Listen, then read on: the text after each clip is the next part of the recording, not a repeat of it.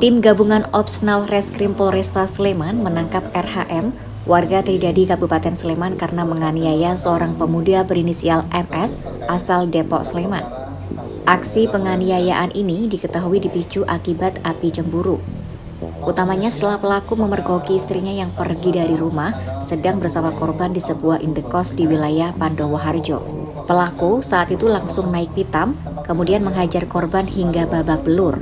Wakasat Reskrim Polresta Sleman AKP Eko Haryanto di Mapolresta Sleman pada Senin kemarin menjelaskan, akibat penganiayaan itu korban mengalami luka di bagian jari, bahu, pelipis, dan luka sobek di kepala.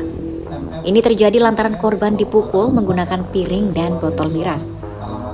AKP Eko menceritakan penganiayaan ini bermula ketika korban MS datang ke sebuah indekos di wilayah Pandowo Harjo untuk main ke tempat temannya pada Selasa 30 Mei lalu. Saat itu korban sedang bermain game ketika tiba-tiba datang pelaku bersama teman-temannya berjumlah 4 orang. Tanpa banyak kata, pelaku langsung memukul dan marah-marah terhadap korban. Kemudian terjadi aksi penganiayaan tersebut. Setelah dianiaya di kos, korban dibawa ke arah tempel menggunakan sebuah mobil. Sepanjang perjalanan, pelaku juga tetap menganiaya korban hingga sampai di sebuah rumah terduga pelaku di wilayah tempel. Sampai di rumah, korban disuruh turun dan tetap dipukul menggunakan helm maupun tongkat kayu.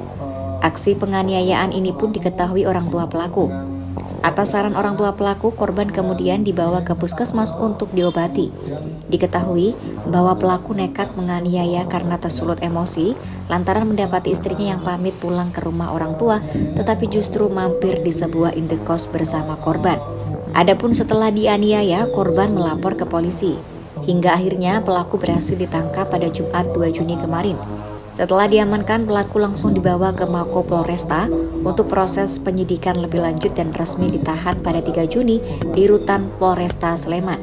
Dalam perkara ini, petugas menyita sejumlah barang bukti kejahatan.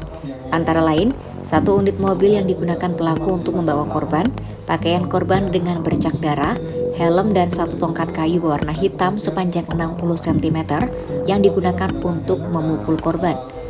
Di hadapan petugas, pelaku RHM menyatakan penyesalan karena tersulut emosi dan langsung memukul korban.